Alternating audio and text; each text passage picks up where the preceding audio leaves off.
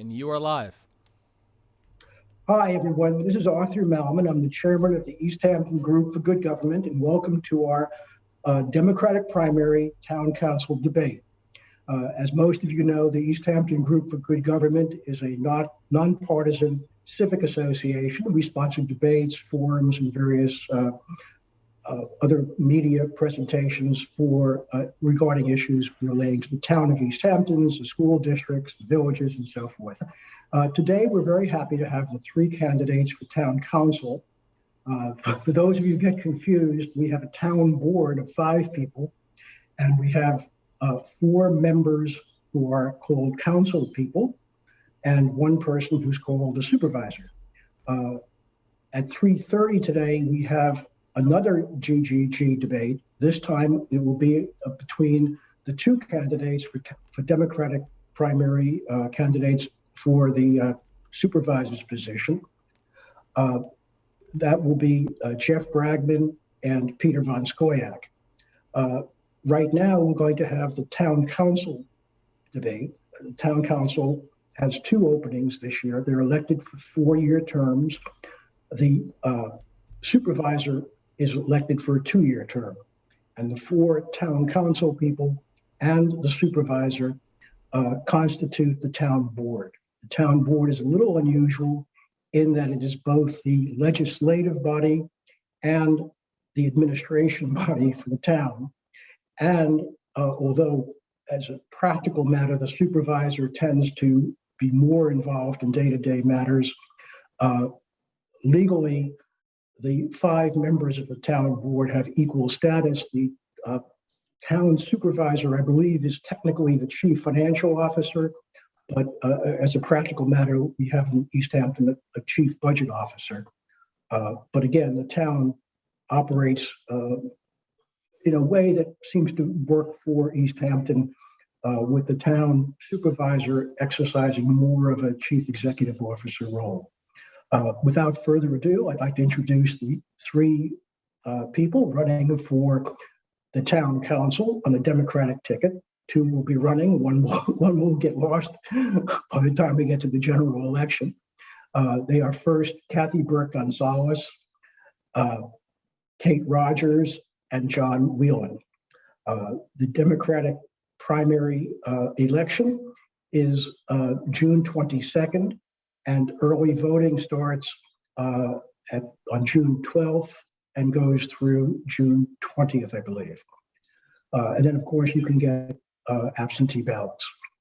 The format of our debate is very similar to the debate you may have seen with the League of Women Voters. We have opening statements, and then we have a series of questions asked to each of the candidates, and each of the candidates in our debate will have 2 minutes for an opening statement. And then once we get to the questions, each question will be asked of each candidate. So, for example, if Kathy goes first, she'll answer the question, then Kate, and then John. When they each have had a minute to answer their questions, we'll have sort of a more informal second round, which will give any of the 3 people who answered before a chance, if they wanted, to either clarify their positions or disagree with something somebody else said. And we very much encourage every candidate, if they agree with something somebody has said before them, to simply say, I agree, because that will let us ask more questions and get more information to everyone.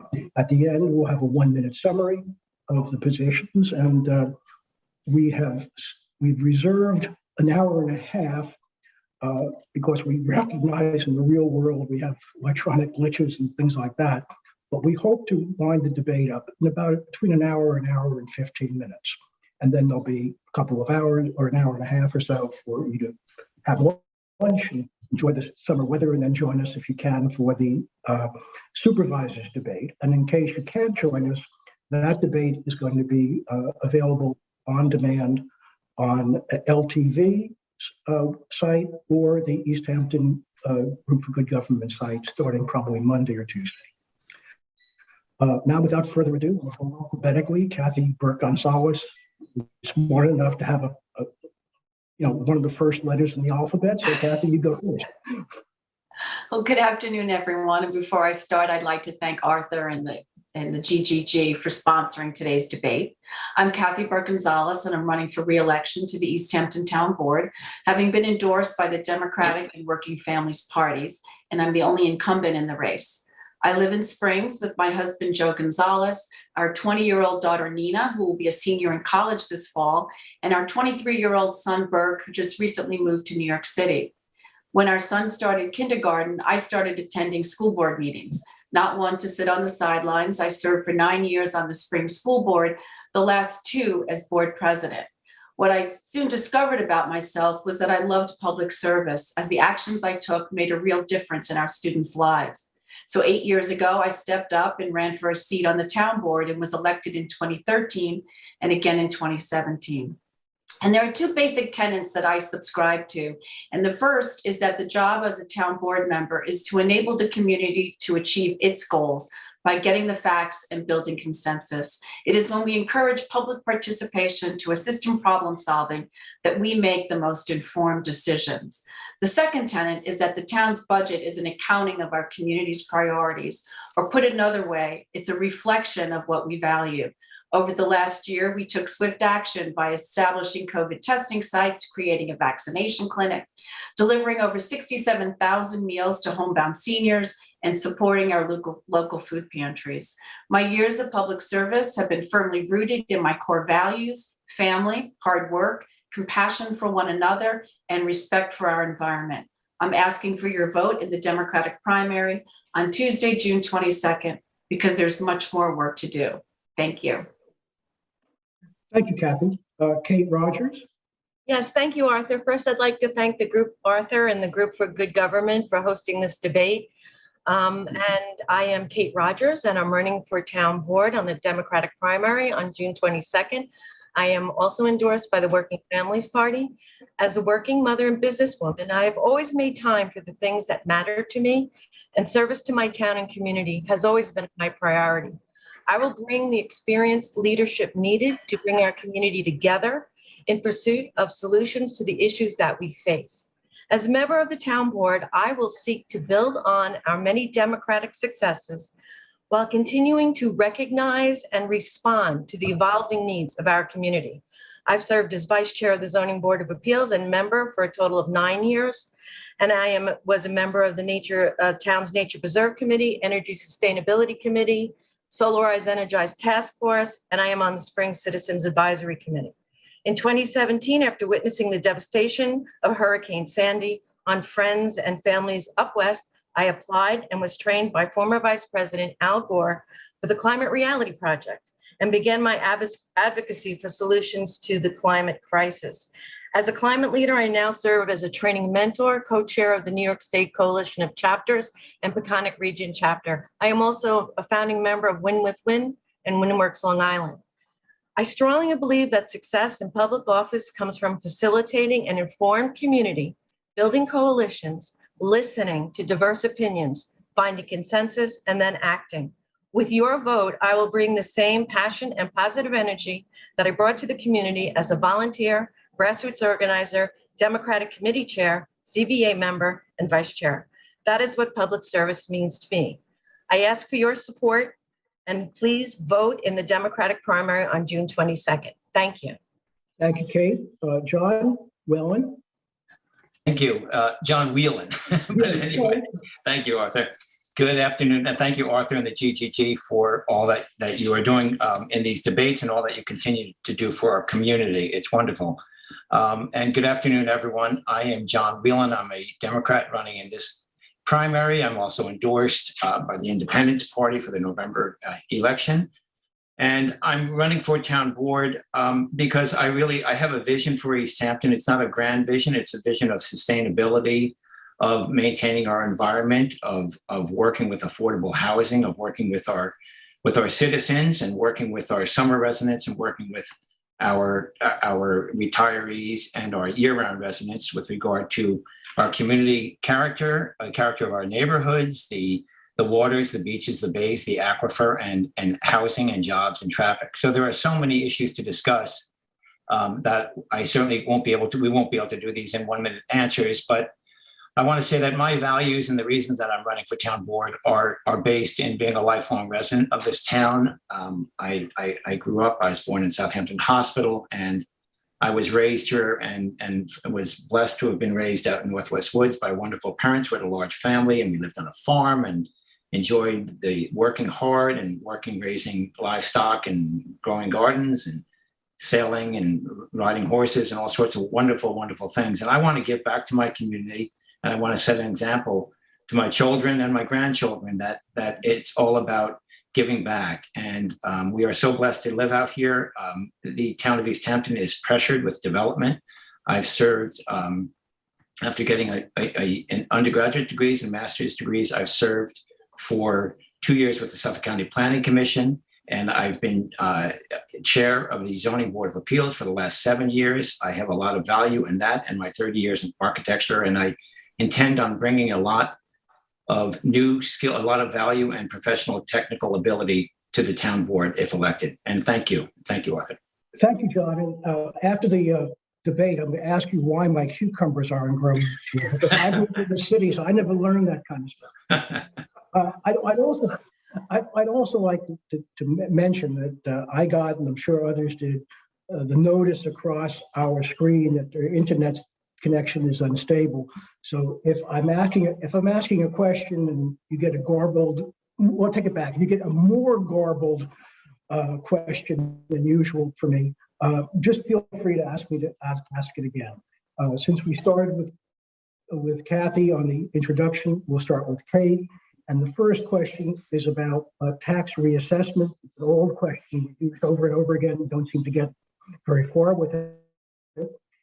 East Hampton has never done a periodic tax reassessment as required by New York state law.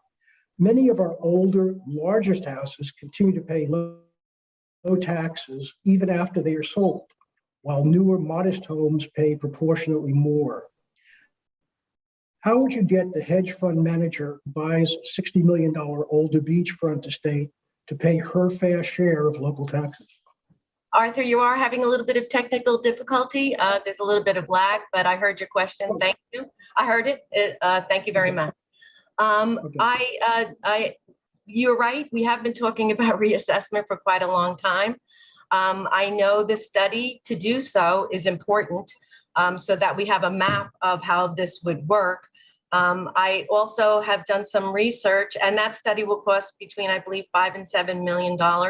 So that's something we need to take a hard look in the parameters of that. I did do some research on the Nassau County reassessment, which was a disaster and hurt an incredible amount of people.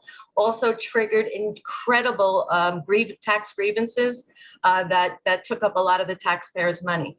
The concern in East Hampton is for the statistics on reassessment are a third go up, a third stay the same, and a third go down. And we don't want to hurt the people that are on fixed incomes, our seniors, people that have been in their houses as long as John's family, et cetera, and have those get raised dramatically. So it is important, but it's important to do it right. Great. Thank you, Kate. John? Well, I agree. I'll say I agree with what Kate has said, so I won't try to just repeat that. I think it's a big study and it's a lot of money, and I think it is due. And I would work with the town board and listening to all sides of this if elected. I think it's the grievance board, and maybe they are going to be needing some help because in the future, in the interim, whatever could be done with a grievance board when you have certain situations, especially with our senior citizens, I would love to see that happen. Good, thank you, John. Kathy? Sure. So I think if we were to move forward, we would need to do a pilot study, as Kate mentioned, to document the current, degree of inequities in valuation. We'd have to determine ways to mitigate dramatic tax increases for those that would be unable to sustain them, like some of our hardworking families and our seniors. And we would have to plan for the avalanche of grievances. Kate mentioned Nassau County, Southampton Town had the same thing.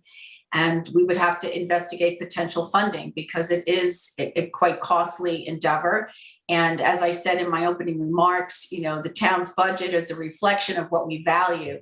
And we typically take on about $10 million in debt, in capital spending each year. So if we were to do a $4 or $5 million study, that would be, almost half of what we budget.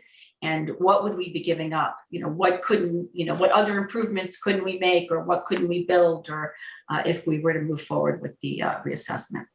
Kathy, doesn't the town have substantial reserves of 10 or 15 million, that part of which could be used for that? Well, we do have reserves, and I'm glad you brought that up, Arthur, because we just got the 2020 audit numbers. We had projected that we were going to have a surplus of about $46 million.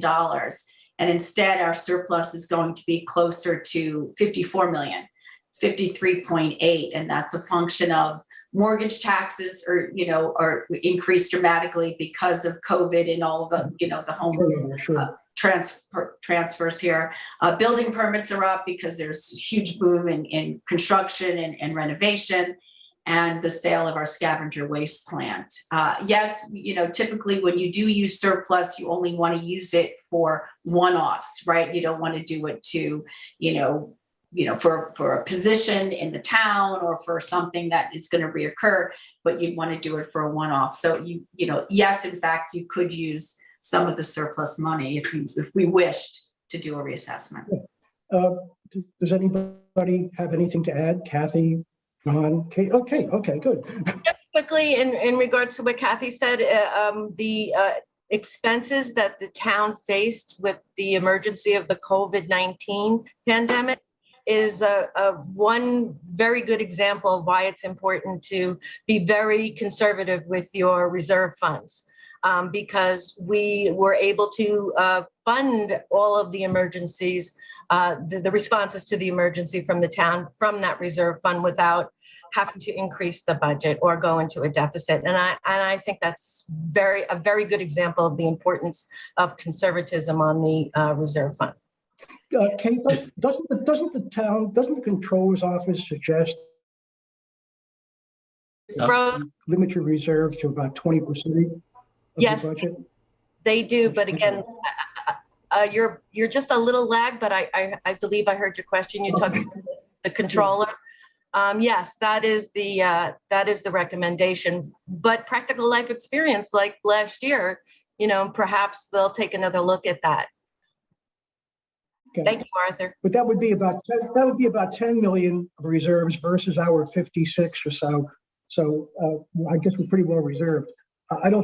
John, do you have anything to add? Yeah, I just wanted to say, with regard to Kathy's point, I think it's a good one about the pilot programs and studies. And I think the first step would be also maybe just opening this up more to a public hearing to let the citizens of East Hampton know that this is on the radar, that these are what the options are. Give them a voice and to be a kind of a part of the process and keep it moving. But I do agree with what Kathy said. Okay. John, we're going to get you back up. You were cutting in and out, but I think we got the idea of what you were saying. Now we're going to go to bike lane. Every year, bikers are killed and injured on East Hampton roads. I took a look, and the town's road right-of-way is 50 feet wide all over. But most town lane paved roads are less than 25 feet, which leaves 12 feet of town shoulder on each side. And since a bike lane takes about 4 feet, why has the town done nothing about this? Well, since my recollection. John, you want to start with that? Sure. Well, I won't try to answer for the previous boards myself, but I will say I am a cyclist myself, and I love it, and I think I will say it's wonderful, the new sidewalk work that's been going on with the repaving of Springs Fireplace Road. I live in Springs, and I know the traffic is unbelievable, and it scares the heck out of me coming home on nights when people are cycling on the side of the road without lights and that sort of thing. It's scary. Years ago, working with Joanne Powell, or not working with, but she and I attended you maybe remember, Arthur, the SEEDS, the Sustainable East End Development Strategies. And we were working, it was a county-wide organization that we were working with the county and with the Long Island Railroad and all to work with transportation in general. And certainly bike lanes are a big part of our transportation. The more we can do with bike lanes, the more we can do to lessen traffic. I have a lot of cyclist friends, and I would do if elected, I would do all I could to augment the opportunities there. I think it's a great idea. Thank you. Kathy? Sure. So the Springs Fireplace project that's going on now, that's a $7.6 million infrastructure project that we're doing, that Suffolk County is doing, and I've been coordinating on that with the Department of Public Works and Legislator Fleming. And that has bike lanes north of Abraham's Path as liaison to the Spring CAC. That's something that's been lobbied for, but talking to Steve Lynch, many of our roads though they were rural roads. And they're right now to add bike lanes, say from Springs Fireplace Road, say from Woodbine all the way up to Girard Drive, where folks like to ride their bikes, it would be millions and millions of dollars. I can't even imagine what the number is, because the roads would have to be reconstructed. You just can't add, asphalt to the sides of the road. There would be a tremendous amount of work. And again, it goes back to, what does the community value? Where does the community want to see, money spent? Thank you. Okay, thank you. Kate? Yes, thank you, Arthur. Well, not only were bike lanes part of the SEED study, but also if we're talking about, reducing fossil fuels and doing all that we can, having more access to bikes and being able to get into our hamlet centers as best as we can on bikes solves that problem as well. So it's not a silo idea. It covers many issues. So I'm in favor of where we can put bike lanes. I agree with Kathy and John strongly on finding the places that they work.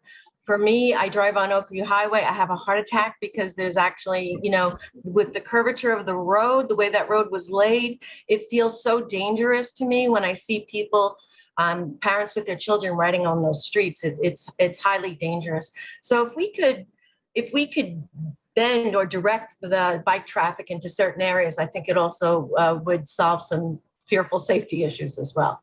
Thank you. Kathy?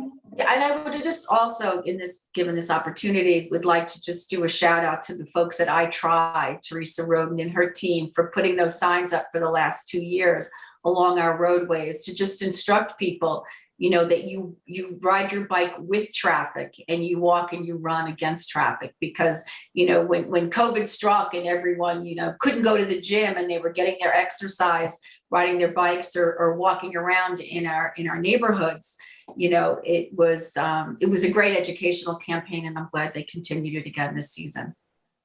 Does anybody else have any? Just one last thing, Arthur, if I may. Yeah, No, just to add on to that, I think with the new town board, it's great that you're bringing up these questions and issues. And with the new town board, it would be wonderful to bring these things again to the fore. Kathy's been working with Springs Fireplace Road, which is great in the county. And as Kate and I have discussed, there are other opportunities. Again, I love the idea of holding special public hearings where we can bring the cyclists out and let people speak and be on LTV and let them voice their opinions and let them know, guys, this is where there is a chance for it.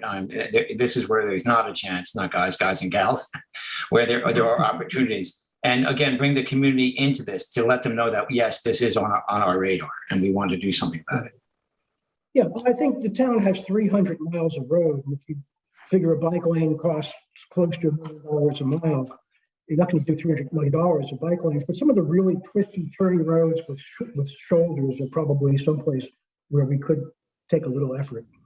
The next question is for Kathy. East Hampton Village, of which I am a resident, has leaf pickup, for which I am happy. The town also had leaf pickup until the Wilkinson administration stopped it as a very dubious economy move. All Democratic candidates for town board in the next election promised to bring leaf pickup back. And has anything been done about that, Kathy? Well, I've never promised to bring leaf pickup back. And again, having spoken to Steve Lynch about this, who not only is the superintendent of highways, but also oversees our sanitation department. We don't have the staff, nor do we have the equipment. We no longer have the equipment to do the leaf pickup. That was disbanded, I believe, back in around 2011, nor do we have the size of, town staff in the highway department that we did, that was consolidated. So, we could come up maybe with other policies or, other programs, but, we're not in a position to reinstate the leaf pickup program. I'm sorry. I was going to say, again, it goes back to what we value, unless there's, a few $1 million that folks, want to see diverted from some of the other work that we're doing. But it's typically a small group that have, that come and have lobbied for that, in the past, that wanted to see that program reinstated. Okay. I've lost track, honestly. Have I given everybody a chance to? No, I was the first. Okay. So I think I'm next, right? Am I next? Yes, you are. Thank you. Lost track. You my assistant to keep track of the world. Okay, although I did lose track. Yes, I understand what Kathy's talking about in the budget program for the leaves. It is, maybe there's some kind of assistance for, senior citizens that have the most difficulty doing it. I don't think it's necessary town-wide, and I understand that resetting that again would have to be looked at and considered in terms of impact to the overall budget. And I also appreciate that, there's a plethora of issues that we all want to spend money on, but when it comes down to forming a budget, you have to do the hard work and see what our community and our citizenry values the most, and listen to the public, despite what we might think. I also would just like to say thank the town board for their passing on the leaf blower ban. If we're talking about leaves, it has greatly improved some serenity in my neighborhood, particularly on a Sunday morning. And I really appreciate that. Thank you. John? Sure, I'll just add on to that. I agree with Kathy and Kate. I think it comes down to making choices.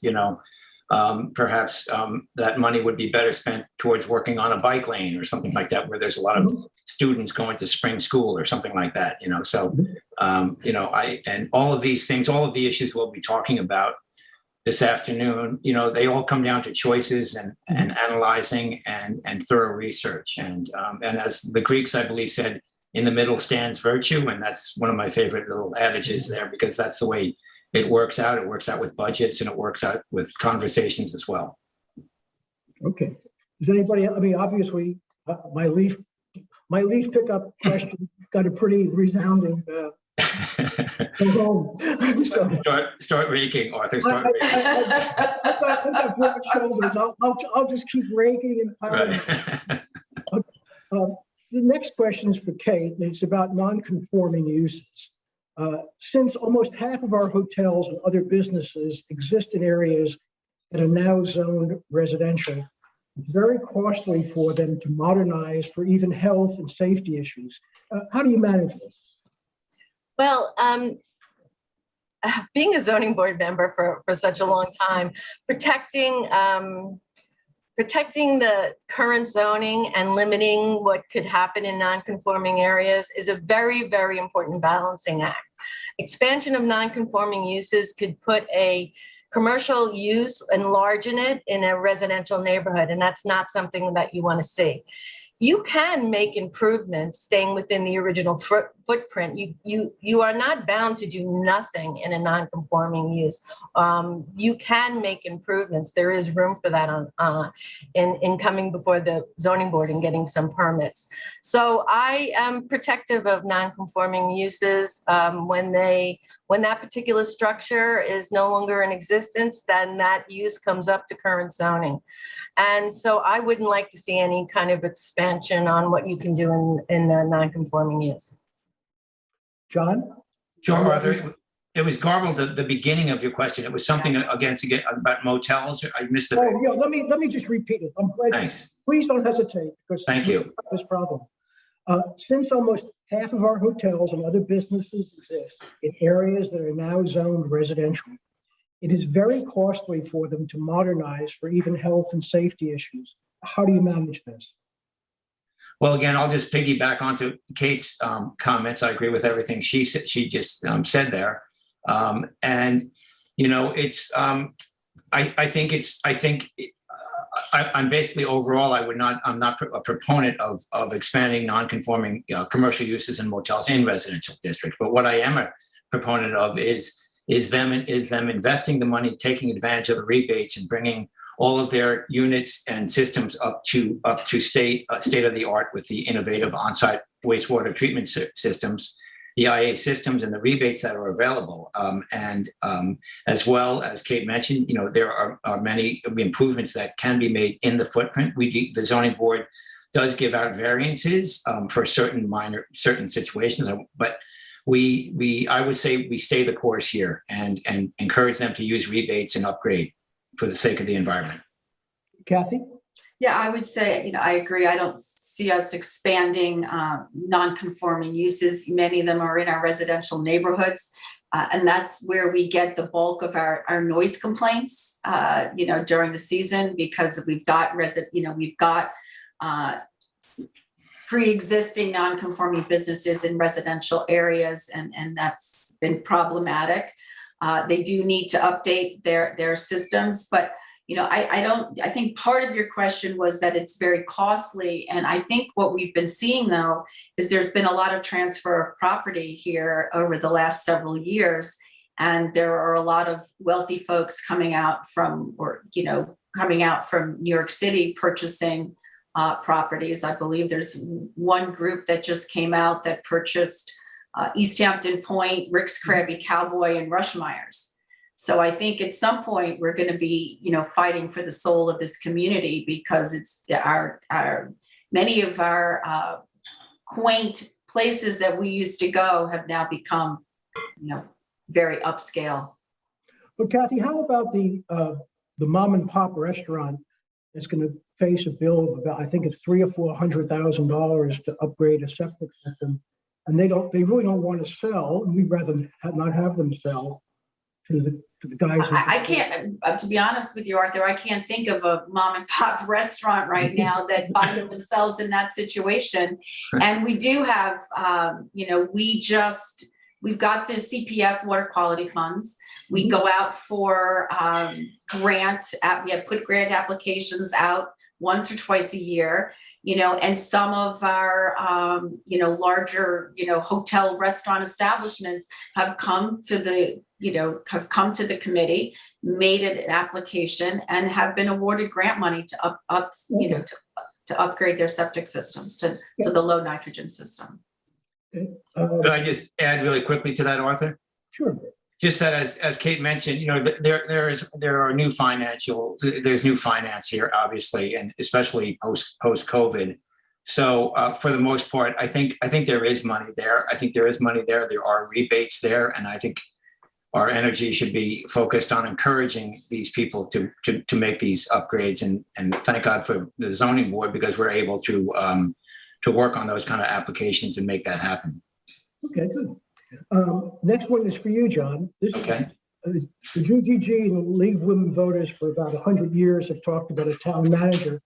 The town's COVID response has really been, I think, very robust during the crisis under the emergency centralized leadership of the supervisor. Rather than a 5-member town board, both legislating and administering the town, should the board listen to voters, talk about policy issues, make decisions, and then have a professional town administrator implement the policies? You know, thank you, Arthur. You know, when I ran previously for this position, this was part of the dialogue, and it still is, which is great. Honestly, I'll say this: I am a team player, and I have strong opinions, but I also would value the opinions of my fellow town board members, and especially the public. when this comes up again for discussions. I think down the road, this possibly could be necessary. Right now, I would like to start off, especially if I'm elected, not having any kind of filter between myself and the departments. I've grown up here. My dad was a town attorney. I've worked as a planner in the planning department. I work with all of these agencies in my professional work in architecture, and I love the dialogue, and I know people's names, and I love working with the building department, the code enforcement, and I would want to start off by continuing that and having no filter between myself and these people. But down the road, I could see when things might get much more hectic, it may be a reality. Thank you. Kathy?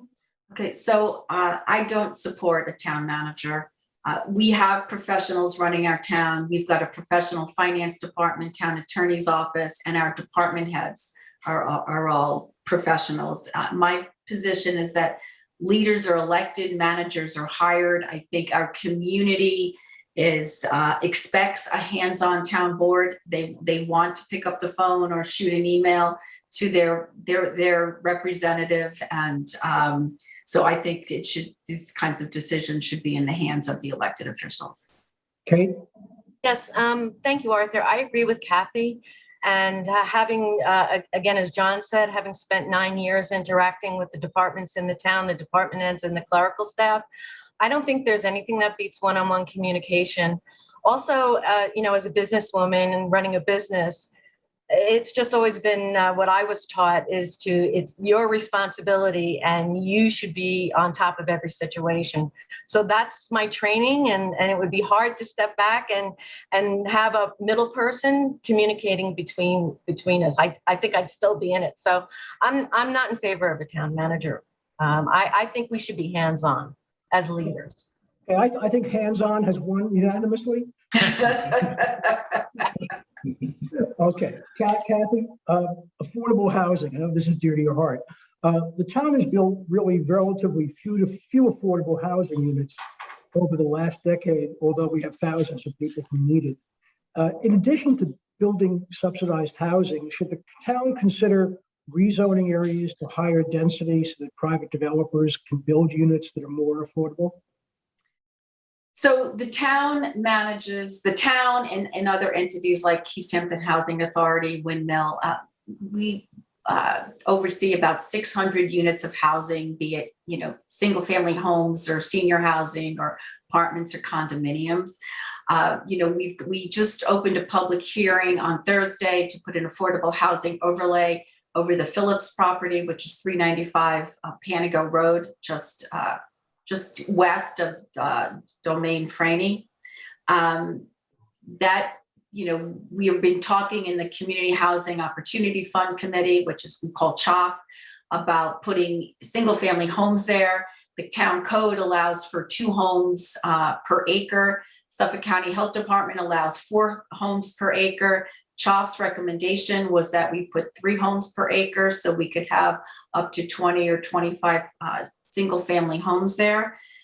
So I think that's a discussion we have to have. If these homes could have, innovative alternative systems there, low nitrogen septic systems, that we should consider making that exception.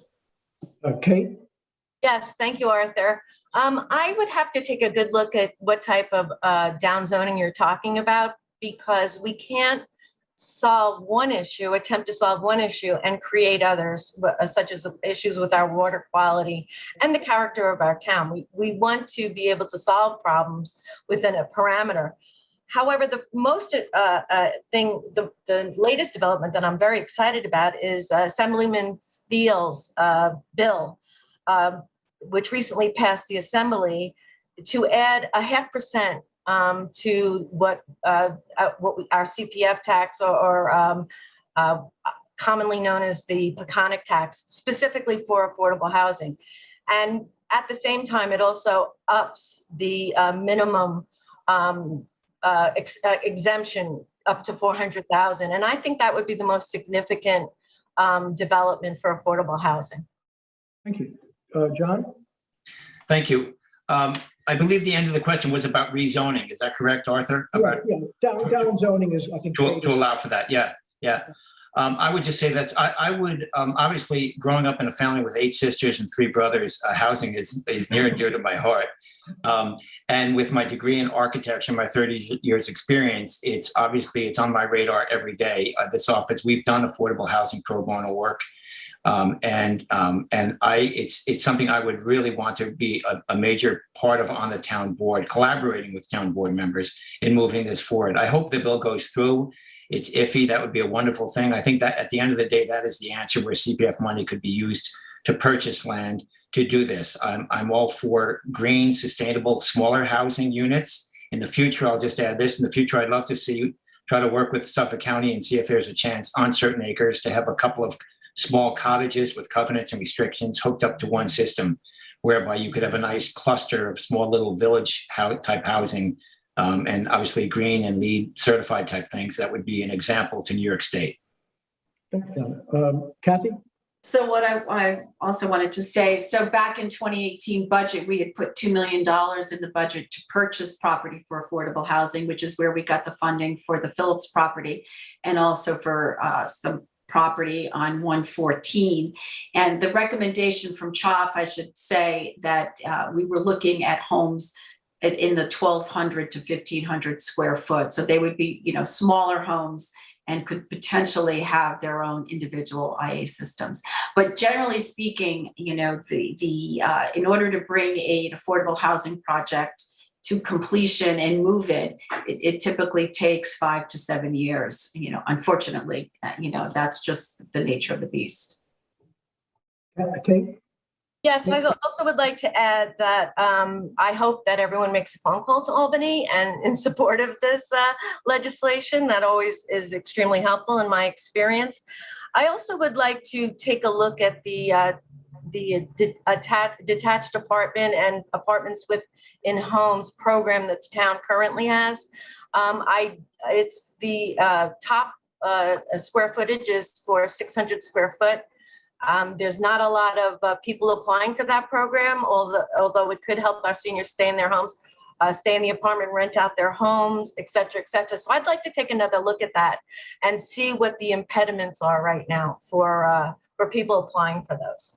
Doesn't Southampton haven't they just started a program like that in the last year or two? I think Diana Weir was involved with it.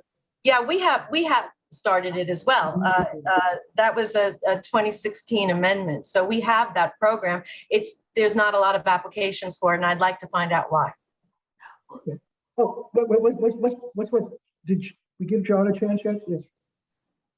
John went first. Yes. I'm sorry. Yep. Yeah, John. Thank you, Arthur. What's just interesting though, it's funny because I was talking to Tom Rule the other day, and he says every time this subject comes up about detached, being able to do detached and having, maybe the couple or a single person living in the apartment and you're renting out your house. Every time we talk about it, more applications come in. Oh, really? So it's something that I think that people it's kind of like you don't notice cars if you're not in the market to buy a car. But all of a sudden, if you're in the market or you want to see a way for your family, your kids and their kids to be able to have a home, all of a sudden the parents might say, oh, you know what, let me take advantage of this program that I just heard about, although it's been around for a couple of years. Yeah. Okay. Yeah, I agree with Kathy on that. And that's one of the issues I'd really like to work on, as I said in my opening statement, an informed community and working on communications with the community and opening up more communications would be something I'd really like to dig into, particularly for issues like this. Going back to John's statement about some cluster housing on centralized systems, weren't there some Hamlet studies that suggested little villages and the sandpit area of Wainscott and so forth that were like that? Is there any action on that, Kathy or Kate? Or no, well, it's funny. There was a Wainscott CAC meeting this morning, and they were talking about the implementation of the Hamlet study, and we are actually bringing back Dodson and Flinker and Lisa LaCorey to help us. But I think the next piece of that is what they wanted to start looking at was the traffic and the potential of roundabouts on 27. Oh, okay. Well, Could I just add one thing, Arthur? Sure, yeah, of course. Sure, just to add on to this discussion, again, the good thing about bringing some of these things to the fore again and getting the public more involved, as far as working with the room rentals and apartments and that sort of thing in our residential neighborhoods, it really would not change the character of the neighborhood so much, but what the benefit could be would be the IA systems and having them work with the rebates. Because at the end of the day, if we're going to protect our aquifer, we want everyone in this town to have an IA system. That's kind of our only chance, unless you're in very high ground where there is 100 feet of filtration to take care of the nitrogen. There aren't too many of those places in these things. Yeah. Okay. Let me start with a really soft question. And, Kate, this is an easy question, Kate. Gary. For choice of candidates. All three candidates, at least the ones today, cared deeply about East Hampton and its future. Why should voters pick you over the other two? So I believe John goes first on this one. Arthur, if I'm helping out with that. Oh, well, I think Kate goes next. Didn't Okay. I think. Well, Excuse me, Kathy. Didn't you go first? I did affordable housing. thanks, Arthur. Okay, I'm happy to answer. Okay. I think the thing about me that separates me from others running in the race is my really dig deep research ethic. I like to uncover everything. And John was on the zoning board with me. He knows how much research I do on every application. And also, I think it's my work ethic. I am a very positive person that brings a tremendous energy to anything that I do. My experiences in working with Climate Reality, becoming a 5 times training mentor, I always push to what I can do best for that position. And push myself and will accept nothing less. So I intend to work very hard for the community. I think one thing we all share is a very deep love for East Hampton. Yeah, I think so. I think that's fair. John? Thank you. I'll say this, it's a good question. I know Kathy and Kate, they're friends of mine, and this campaign has nothing to do with personalities.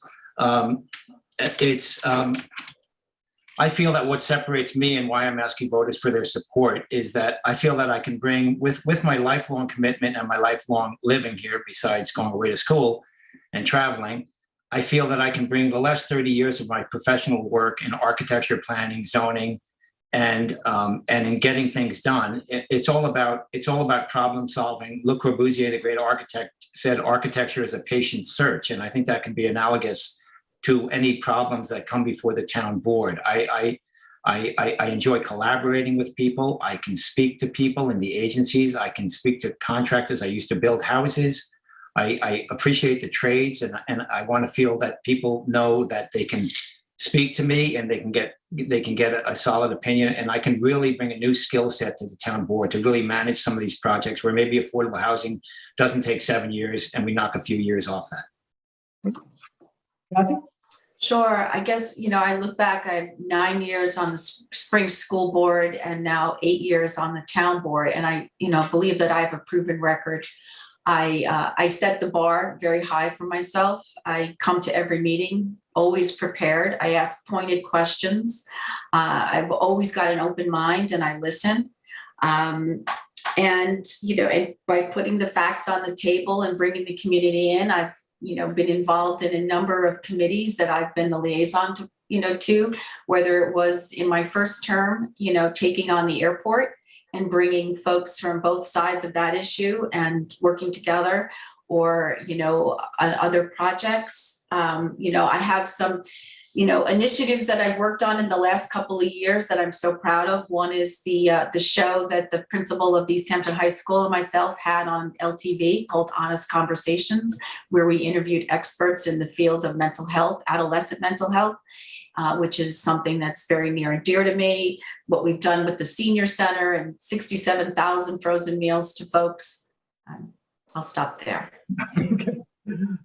Anybody want to add anything about this? No, I think quite frankly, all three candidates really do love East Hampton and are willing to work hard for it. As voters, we should be thankful we're getting people like this who Thank want you, Arthur. to help. No, Thank I you. mean, that's sincere. Thank you. But now, just to get mean again, ask a question about something called deer management. And by the way, this is exactly the same question we asked in 2013. So people have had a lot of chance with this. Deer management plans have not yet produced major results. What steps would you take to jumpstart the deer control problem? And we obviously have a lot of people getting sick from Lyme disease and, more importantly, babiosis, which almost kill people. John? Okay, thank you. I'm going to admit I'm not an expert in this. But I'm all about listening and learning and working with the town board. I think at the end of the day, the problem with deer is the more open space we can buy and preserve as a town helps us in so many ways. And one of those is in deer management. I mean, right now with the development in areas and without corridors for the deer to run, they're all over the streets, they're all over backyards, and the ticks are coming. So it definitely is a problem. There are some solutions out there. I'm not sure where the town board, what they've been working on recently on this, but I know it has to be addressed, and I would certainly I'm all in favor on working towards a solution on that. Kathy? Sure. So, there were over 600, deer collisions just last year. That number seems to be rising year after year. We've also got issues because of the deer with agricultural losses, and we've worked with our farmers and put legislation in place to help them out. The landscape damage to, private residences and just this, the ecology, of our understory. As at my term on the town board, I have voted to expand hunting in order to cull the deer. We've also worked with private homeowners and that can get nuisance permits to have professional folks come in and cull the deer. We have a wildlife management committee. I don't know at this point how frequently they're meeting, but they are, talking about how to address this issue. But, right now it's, as John mentioned, as we develop and redevelop properties, there's less and less of a corridor for the deers to roam, and it is an issue. Okay. Yes, thank you, Arthur. I myself personally, for the first time in the 20 some odd years that I've lived here, I had a collision with a deer. It was, thank God I was only going about 15 to 20 miles an hour.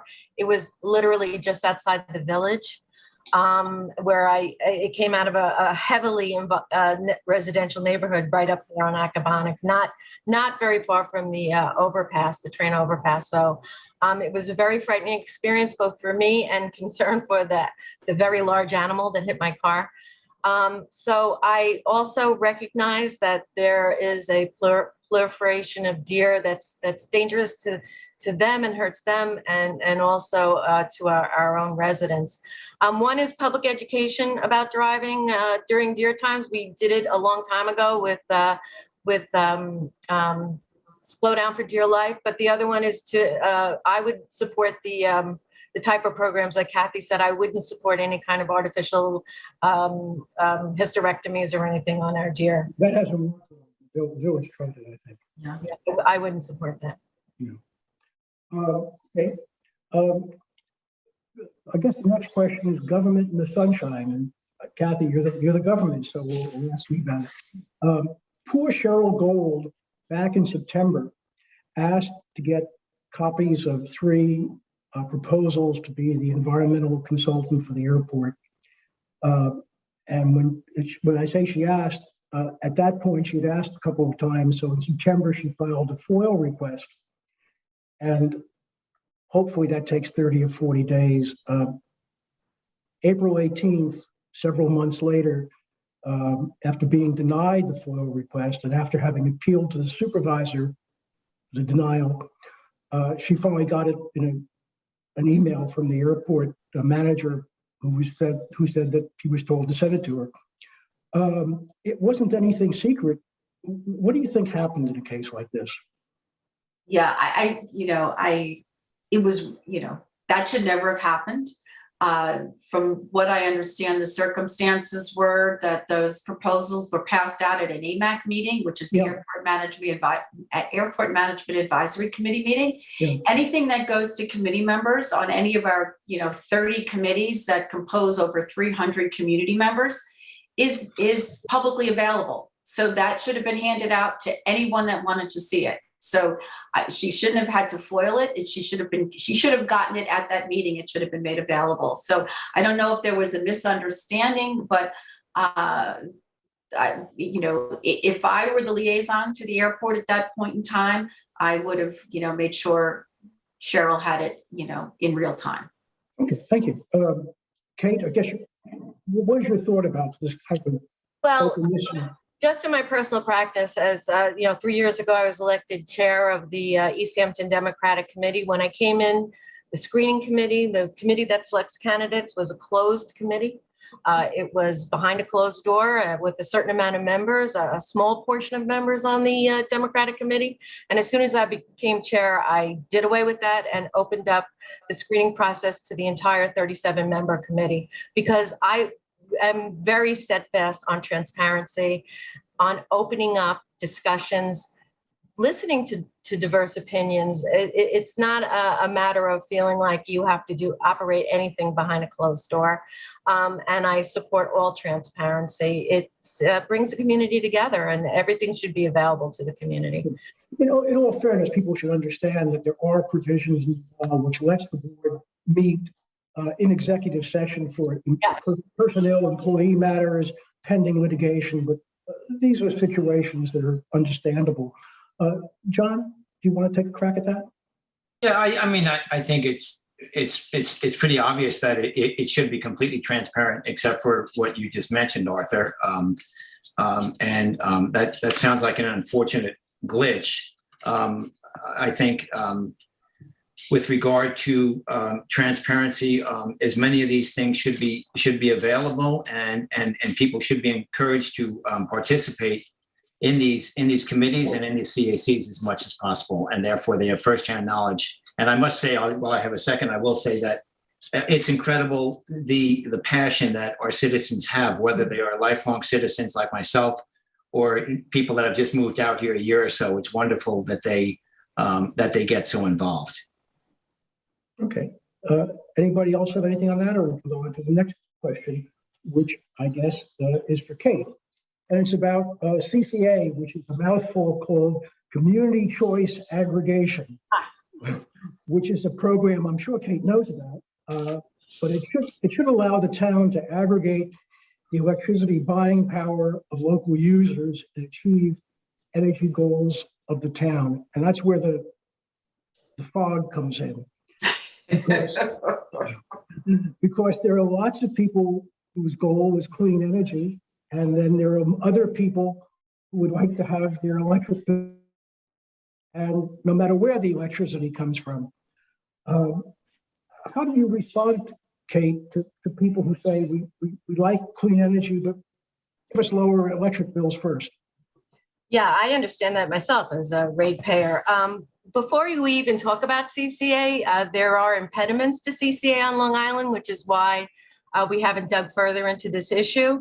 LIPA has a contract with the fossil fuel producers, the fossil fuel plants on Long Island, that all Long Island energy be produced on Long Island. So the idea of taking a community choice to be able to go outside of the region and look for distribution from clean energy sources and try to make that competitive. Right now, there's a huge impediment to it. Thank God Fred Thiel is addressing this issue in Albany and has a bill that just passed. But until all the impediments are gone, we have to use every type of tool in our toolkit to reduce our fossil fuel use. CCA is a great option, but until these impediments are cleared up, it will make it's very possible that rates could go up if it's implemented without Assemblyman Thiel's help. So that's what's going on right now. John? Sure. I'll just add on to what Kate said instead of repeating, because with what I agree with.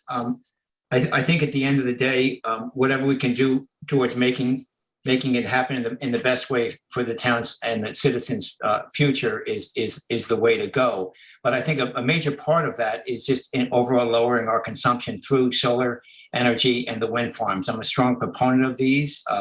We deal with this on the zoning board.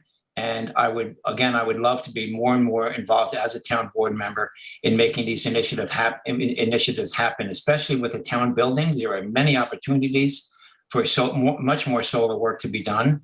And on certain public lands, there's much more work for that to be done. I deal with this every day on a professional level and the detailing and the specifications. And I would love to really lead up that charge for the town because if we can do that, well, we lower our energy consumption. Kathy goes next. Oh, sorry. I'm grateful that I know you're passionate about this, Kate. So I know that. Thanks, Arthur. well, I'm grateful that Kate, explained the impediment right now to CCA on Long Island because I think there's a lot of confusion out there. So I'm grateful that record's been set. But as John mentioned, we have to deal with our own individual consumption. The town has a program called Energize EH, and we have our own website. There's a number of programs, solar incentives, smart thermostats, and things like that. That we have the first on the South Fork, megawatt solar farm over on Acabonic. We're going to be in July adding solar to our recreation building, and it's going to be with battery storage, which is a first for us. We've put solar on our police station in Montauk, on the Lamb building on Bluff Road. So we've upgraded all of the lighting in town buildings to LED so that we are leading by example. Okay, Kate. Take it away. Thank you, Arthur. I appreciate your recognition. Yes, of course, the whole reason why the South Fork Wind Farm came into existence was for an RFP. So how many years ago were we not meeting our summer peak demand? And that's why we needed more power generation here on the South Fork. So we do need to take a good hard look at where we can conserve and use every tool that we can to reduce our energy consumption. I was fortunate to be on this Energy Sustainability Committee when we created Energize East Hampton and brought in a lot of the peak saver programs that we're running. Some of those programs have run out.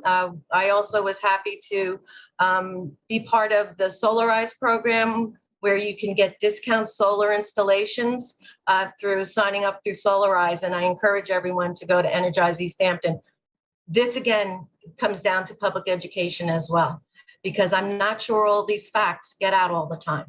So that again, is a very important thing that I would like to work on the town board is community, informing the community. John? Yeah, thanks. Just a quick follow-up comment. I would love to see the town, and again, Kate uses, it's not educate people, it's informing people and trying to make people, trying to compel people to be involved in this sort of thing and get involved in working on programs and having the town board work more and more towards rebates so that citizens can come and say, hey, I'd like to, have a solar panel here. What can we do? What can you do for me? And the Natural Resources Department and Melissa, they're already working on this stuff, which is wonderful. But I think a lot of people don't know about it. So maybe we need a little more of an information campaign out there to get people charged up, no pun intended, about this issue. So we slide into the next question, which is about storm resiliency. And I guess there are two parts to that. One, even with the best solar and wind, there are days, especially when sun doesn't shine and the wind doesn't blow. So you got to fire up the old coal burning plant. Also, if there is a storm, we're at the end of the recovery edge of this area. What about increasing solar, microgrids and other types of facilities such as that? Where do you stand on that? To get ourselves back after a storm, or to take care of the real peak power loads? I think. Going first. John, have we lost your audio? I'm sorry. Oh, I'm sorry. I think, yeah, Arthur, it that was was broken you. up a little. Oh, I'm sorry. Yeah, it was broken up a little bit. Let me just rephrase the question Yeah, succinctly, but you may not have heard it. Basically, it's storm resiliency. There are days Yeah. when the sun doesn't shine, the wind doesn't Yeah. blow. We need the coal fire plants. Also, there's an emergency. Everything goes down. We're at the end of the island and the last to get reinstated. What should we do? How about microgrids and other devices to give ourselves more resiliency? yes, I'm all for that. And as well, obviously, we need the battery systems to be continued to be worked on and upgraded. Right now, we do not have that in place right now, so that's the situation. But I think in the future, we're going to be constantly having to improve and move with the technology, which is improving every single year. And if East Hampton can keep up on that as best they can, that's going to make a difference to our environment and our citizens and their bills. Yeah, one thing, there are about 5.5 acres at the airport that are zoned industrial, not used for anything. Yeah. And we had at one point talked about having possibly a solar battery farm there. Yeah. And then we spoke to PSE&G, and the guy basically explained to us that the cost of those major solar battery storage batteries are astronomical presently. So while you can maybe get a small battery pack from a Tesla or somebody for your home, having it in community-sized units is just not economically feasible right now. So batteries may be a long way off. It may be. It may be. If I could just say it may be, but I'm glad you brought up the airport. The zoning board recently approved the zoning, a solar field. And obviously, as you know, that gets sold right back into the grid. But even that, until we have the battery capabilities, I think taking advantage of all of our town, especially our town lands and our town buildings, especially the rooftops, and doing that can really add to our, can benefit the town. I think there's a lot of opportunity there. Kathy? Yeah, so, we're fortunate. We have a energy sustainability committee that is, unmatched, I believe. Every work session, it appears that they're bringing recommendations to us. A few months ago, the town board unanimously adopted a climate emergency declaration, and that what we promised to do was to look at every guiding principle, every objective, everything that we, the lens that we look through is, looking at, the foreseeable future and energy sustainability. We adopted a platform for vehicles in the town. We're looking to update our climate plan. We're looking to bring consultants in to develop a renewable energy roadmap. I know at one point we did look at a microgrid for the town hall complex, town hall and all the buildings behind us as far as 300 Panago, and it just wasn't feasible at the time. Okay. Yes, thank you, Arthur. Batteries are very important, and as we go on in time, the prices are reducing dramatically, just as they did for solar and just as they did for wind. So as more come online, we'll see a reduction. But I believe your question was about post-storm resiliency. Yeah, that's my first question. Yeah. Yeah. So of course, I'm in favor of all the energy sustainability projects, but I also think we have to take a good look at emergency generation, the town's emergency generation capabilities. Generators that we have about town, that we can get ourselves essential services up and running. I know the town has many of these generators. I think they're also looking at some batteries right now to keep the communications and to keep the town functioning during a post-storm crisis. And I want to continue to look at the CARP studies of where we're most vulnerable and adjust whatever we need to adjust, both in response to the CARP study and to the climate emergency resolution. Okay. Anybody have anything further to add on that? Or? No. Okay, let's wander into the airport, which is not very controversial. I would note, by the way, Arthur, we lost you. Okay. Would surprise many of us Oh, Still lost you. Is that back? Nope. What surprised many of us is there, oh, okay. Well, go ahead Right. now. what? Try it Okay, now. let me try now.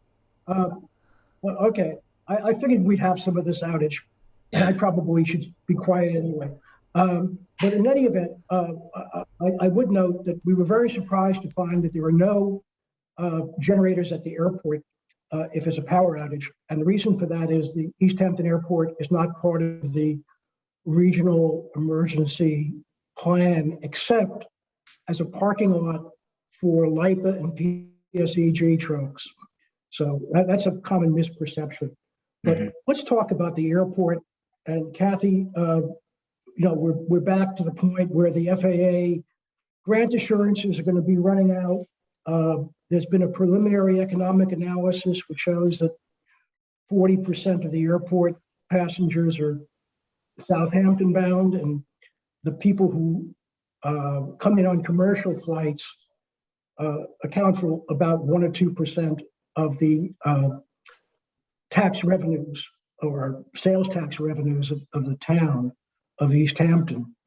And there's been some discussion about closing the airport and then opening it again, eliminating commercial traffic. Can you just talk about that for a couple of seconds?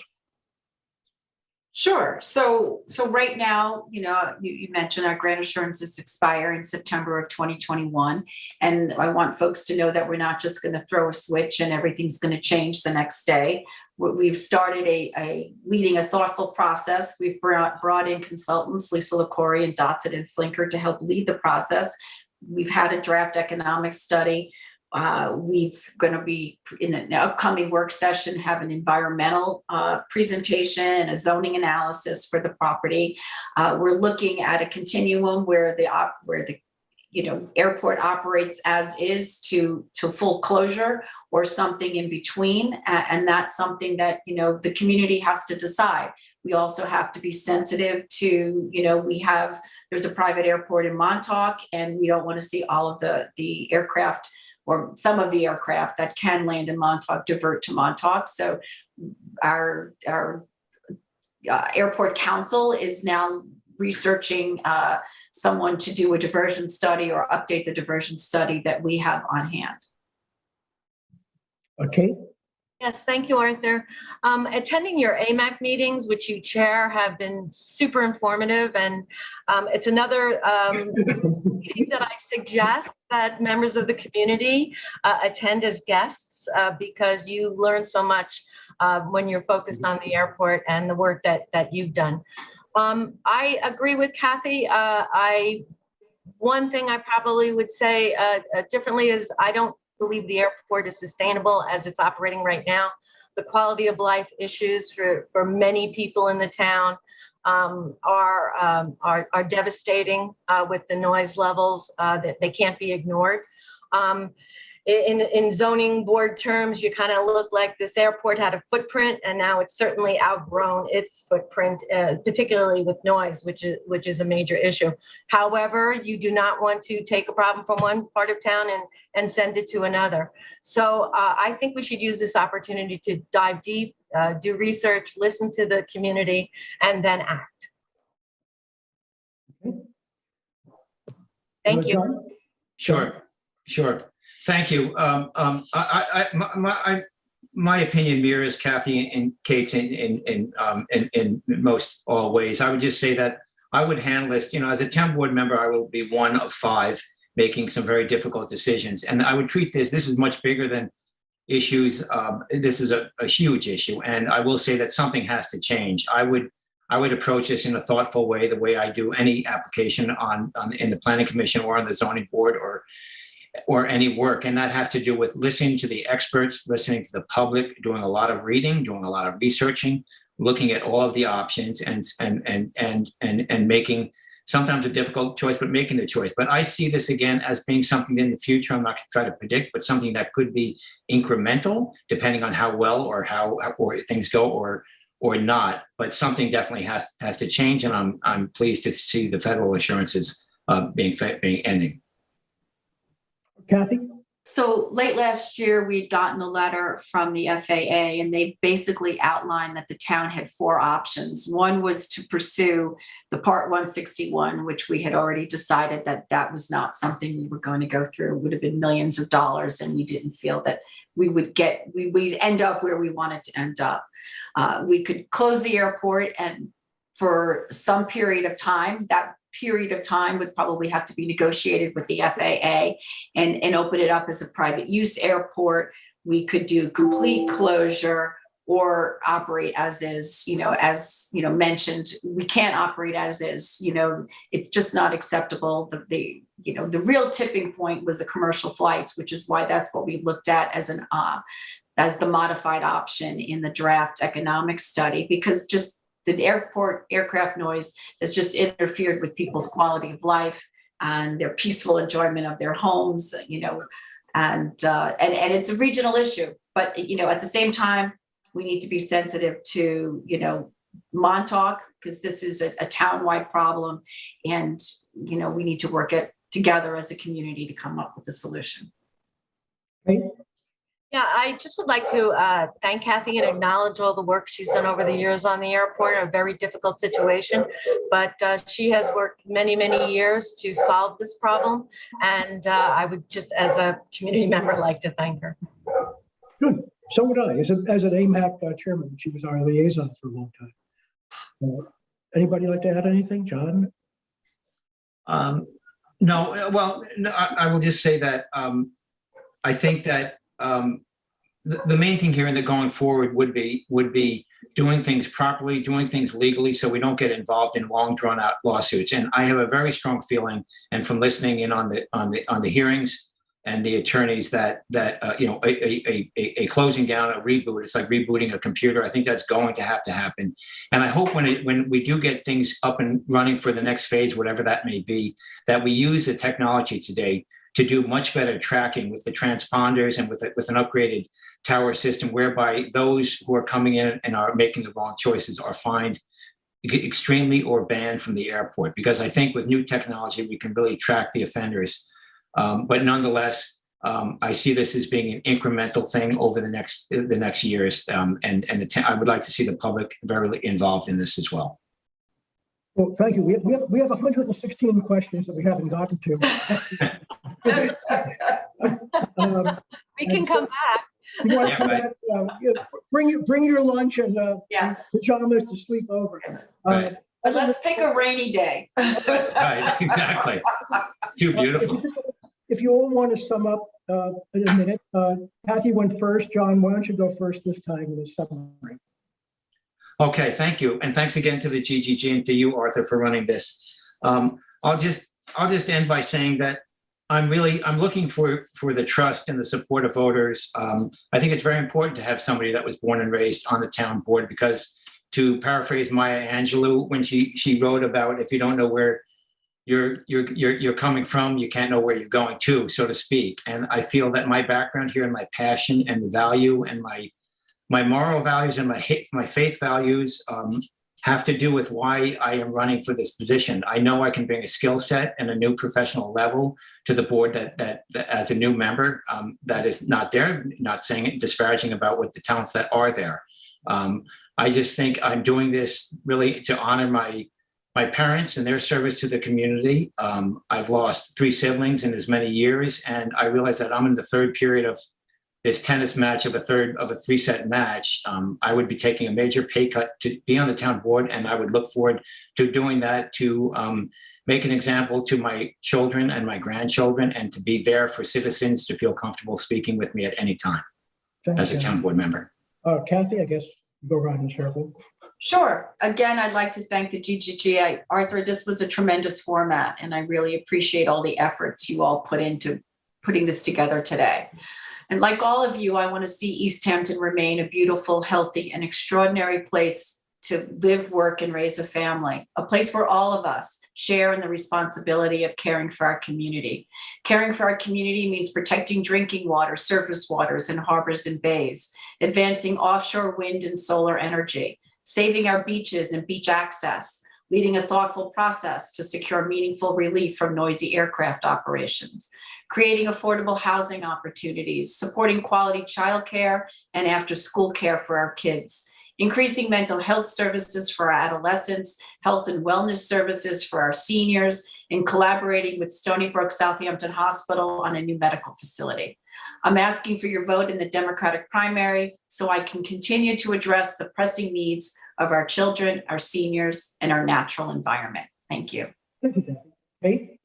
Yes, Arthur, again, I'd like to echo the thanks for this really well put together forum. The questions I thought were excellent, and I appreciate your style of moderation. Or lack thereof. It's a pleasure to be part of this debate today. I am asking for the trust and the vote of the citizens and of our community in first in the Democratic primary on June 22nd, and then in the general election. I am endorsed by the Democratic Party and the Working Families Party.